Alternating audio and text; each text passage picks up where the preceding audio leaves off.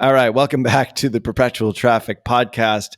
I asked you a question before the break about the sober entrepreneur, and I really like Russ Perry a lot. But why would you write that book when you're trying to sell like services design pickle? And I relate this back to my book, which is on Amazon, which is not really related to Tier 11. I just got it out there, did it. But for him, my guess is that he's probably going in that direction, maybe as his next career, like in the self-improvement niche. And it's a great book, by the way. So like talk to me about that. Like the choice of the book is really important. And I think before we were talking about make sure that it's related to your end goal. But then I see a lot of people just putting books out there. It doesn't seem like it's related to anything. It's just like a personal interest. So maybe you can comment on that a little bit. Yeah. So if I were talking to Russ and he was telling about the sober entrepreneur, I would be asking, is this something you still want to be talking about 3 years from now, 10 years from now? Is it something that you might want to speak to people about occasionally, even if it's not your main sort of bread and butter business? Is it something that you are so passionate about that you want to talk to groups or maybe do an occasional workshop or retreat or something? Is it the thing that you want to keep talking about in the future? I think the book should pull you into your future. I just maybe this is a philosophical thing as well. I don't see a lot of folks getting much satisfaction and fulfillment from writing a book that they felt obliged to write. Like, oh, I learned all this stuff. I should put it in a book so other people know it too. Those books don't tend to go anywhere, right? Books don't have arms and legs and mouths. Like they really need someone to like carry it out into the marketplace. And so I would ask Russ, like, is this something you want to do? Do you want to carry this out? And he might. It might be a really important sort of like, he knows in his gut that this is who he is and who he wants to be out in the world sort of publicly. And so maybe that's my guess anyway of the sober entrepreneur. Mm, yeah. And he's got 101 ratings on there. Like obviously the thing does really, really well. Uh, let's talk about that. Like that is one of the first things I think people click on. Like, how do you get that? How do you get reviews? How do you get momentum? Like maybe even use either Greg Smith or Kasim's analogy of how they launched the book. It seems like that's so much. And then obviously the reviews are the things that really power it and give it sustainability. So how does all of that work, and what's the ideal way in which to make that, ultimately sell more books, have more influence, and scale and grow?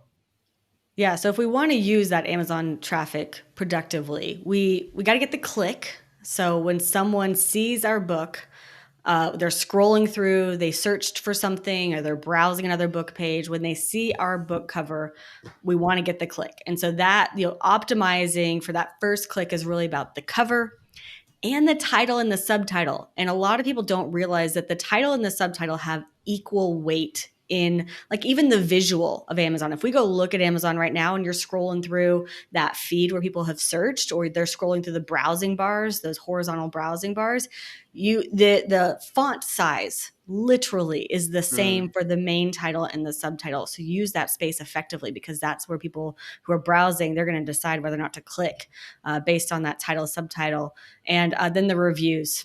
I mean, you're exactly right, Ralph. Getting the star rating up to a point where, people ask me like, how many reviews do I need and why, basically. And so we talk about different thresholds. Like when you first come out of the gate, you got to get at least like 20 reviews really quickly. But then you want to be starting to get up into the 100, 500, 1,000 kind of range, because it will pick up its own momentum kind of over time. And people say, well, is that why is that? Why that number? And I don't know if it's an algorithmic thing or a consumer psychology thing. Algorithmically, does Amazon actually show your book more widely when you hit 22 reviews versus 12? Probably. I mean, that's my guess. Amazon doesn't publish its algorithm any more than anybody else does. But I think there's also a consumer psychology side of this. When people see that number sort of over some of those thresholds, they're more likely to say, yeah, people do like this book. And so those are the first things we want to optimize. So a couple ways to get reviews. First, I mean, you got to come out with a book launch team. And that's not going to be any surprise to anybody who's listening. We're all marketers. We don't mind, putting together a campaign and driving some traffic. I do work with first-time authors who do struggle to put together like a list of 50 to 75 people who they can, send an advanced review copy to, ask them to leave a review. However, it's just critical to the initial momentum of a book. We definitely see that books that can get kind of 10 to 20 reviews right off the bat can scale up into those categories pretty quickly. So book launch team is essential. And then you want to think about, what about after, that the first few days of the book launch? Because you're going to, run out of, we always talk about, like, you want to make sure you're getting all the juice out of your book launch team. And then people come back to me, our authors, and like, Morgan, I've squeezed all my oranges. Like, there's no more juice. I hit everybody up with SMS. I hit everybody up with an email. I called them. Like, my people showed up, and this is the number I have. Now what? Well, one of the ways that we recommend getting reviews ongoing, and this is a huge part of why I have 1,800 reviews and more every week, is because that freebie at the beginning, when people join that email list, there's a 3 email autoresponder sequence. First email delivers the freebie. 7 days after that is an email that's like, I hope you enjoyed the book. If you got any value from the book, reviews for independent authors are the greatest gift you can give. Please click here to leave a review. You want to link to the review page. So if you're looking at the Amazon, so if you're logged into Amazon, you're looking at your book sales page, there's a little button on the left-hand side that says write a review. You want to click that link and you want to copy paste that URL. Because anyone who's logged into Amazon, they click that link, it's going to take them straight to the first thing they see is the stars. Oh, cool. If you can get them to click those stars, like, that's the minimum viable review. Like, Amazon will let them leave only a star rating. And even if they, they try to hit submit and then their Amazon's like, oh, you have to submit a headline, and they don't, you still get the star rating. So you do want to capture that write a review URL. And then there is still a third email, because people forget. You could probably do more emails. I just happen to have 3. That's what I decided on. It kind of sort of works.